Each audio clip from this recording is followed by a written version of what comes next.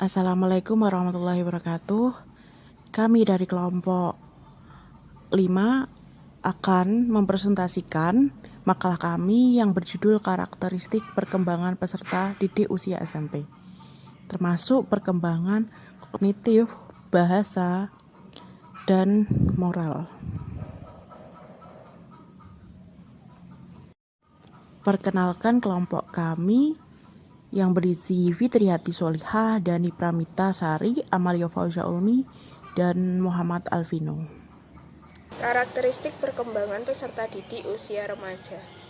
Menurut Syamsu Yusuf, masa usia sekolah menengah bertepatan dengan masa remaja atau masa remaja merupakan masa yang banyak menarik perhatian karena sifat-sifat khasnya dan peranannya yang menentukan dalam kehidupan individu dalam masyarakat orang dewasa. Masa ini dapat diperinci lagi menjadi beberapa masa, yaitu sebagai berikut. Yang pertama adalah masa pra-remaja atau remaja awal. Masa pra-remaja atau remaja awal biasanya berlangsung hanya dalam waktu relatif singkat. Masa ini ditandai oleh sifat-sifat negatif pada remaja sehingga seringkali masa ini disebut masa negatif dengan gejalanya seperti tidak tenang. Yang kedua, masa remaja atau remaja madya. Pada masa ini mulai tumbuh dalam diri remaja dorongan untuk hidup, kebutuhan akan adanya teman yang dapat memahami dan menolongnya, teman yang dapat turut merasakan suka dan dukanya. Pada masa ini sebagai masa mencari sesuatu yang dapat dipandang bernilai pantas dijunjung tinggi dan dipuja-puja sehingga masa ini disebut masa merindu puja atau mendewa-dewakan. Kemudian yang terakhir ada masa remaja akhir. Setelah dapat menentukan pendirian hidupnya, pada dasarnya telah tercapailah masa remaja akhir dan telah terpenuhilah tugas-tugas perkembangan masa remaja, yaitu menemukan pendirian hidup dan masuklah individu ke dalam masa dewasa. Nah, untuk siswa sekolah menengah pertama memiliki usia yang merupakan masa peralihan dari usia anak-anak ke usia yang remaja. Perilaku yang disebabkan oleh masa peralihan ini menimbulkan berbagai keadaan di masa siswa labil dalam pengendalian emosi, keingintahuan pada hal-hal baru yang belum pernah ditemui sebelumnya mengakibatkan muncul perilaku ingin tahu. Oke, untuk bab kedua tentang perkembangan kognitif. Kognitif berasal dari kata cognition yang memiliki persamaan kata dengan knowing atau mengetahui. Berdasarkan dasar teori yang dibangun oleh Piaget, yaitu aktivitas mental dalam mengenal dan mengetahui tentang dunia, kognisi merupakan salah satu aspek perkembangan individu yang meliputi kemampuan dan aktivitas mental yang berkaitan dengan proses penerimaan, pemproses, dan penggunaan informasi dalam bentuk berpikir. Kognitif juga salah satu di antara aspek penting dalam perkembangan peserta didik. Namun, disadari atau tidak, proses pendidikan di sekolah sekarang porsinya lebih pada transfer of knowledge saja, yaitu keharusan yang tidak dapat ditawar lagi bagi setiap pendidik yang kompeten dan profesional adalah melaksanakan profesinya sesuai dengan keadaan psikologis peserta didik.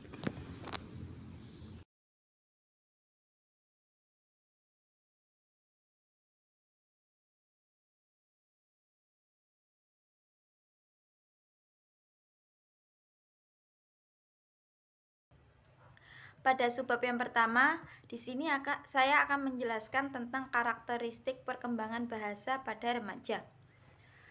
Bahasa remaja adalah bahasa yang telah berkembang. Bahasa remaja terbentuk dari kondisi lingkungan. Lingkungan remaja mencakup lingkungan keluarga, masyarakat, dan khususnya pergaulan teman sebaya. Dan juga pada lingkungan sekolah. Pola bahasa yang dimiliki adalah bahasa yang berkembang di dalam keluarga atau yang disebut bahasa ibu. Perkembangan bahasa remaja dilengkapi dan diperkaya oleh lingkungan masyarakat di mana mereka tinggal. Hal ini berarti perbentukan kepribadian yang dihasilkan dari pergaulan masyarakat sekitar akan memberi ciri khusus dalam perilaku bahasa. Pengaruh pergaulan di dalam masyarakat atau teman sebaya terkadang cukup menonjol, sehingga bahasa anak atau bahasa remaja menjadi lebih diwarnai pola bahasa pergaulan yang berkembang di dalam kelompok sebaya. Perkembangan bahasa remaja mengalami peningkatan pesat pada kosakata remaja terus mengalami perkembangan seiring dengan bertambahnya referensi bacaan dengan topik-topik yang lebih kompleks.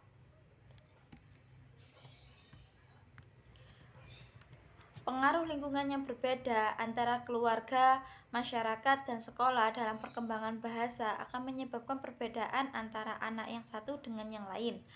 Hal ini ditunjukkan oleh pilihan penggunaan kosakata sesuai dengan tingkat sosial keluarganya. Keluarga dari masyarakat lapisan pendidikan rendah atau buta huruf akan banyak menggunakan bahasa pasar atau bahasa sembarangan dengan istilah-istilah yang khas. Masyarakat terdidik yang pada umumnya memiliki status sosial lebih baik menggunakan istilah-istilah yang lebih selektif dan umumnya anak-anak remajanya juga berbahasa lebih baik.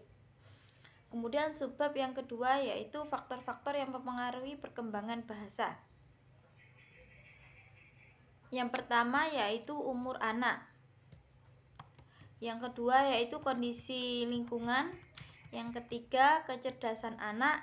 Yang keempat, status sosial ekonomi keluarga. Yang kelima, dan kondisi fisik. Sebab yang ketiga yaitu pengaruh kemampuan berbahasa terhadap kemampuan berpikir. Kemampuan berbahasa dan kemampuan berpikir saling mempengaruhi satu sama lain.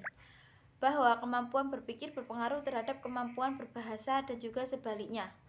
Kemampuan berbahasa berpengaruh terhadap kemampuan berpikir.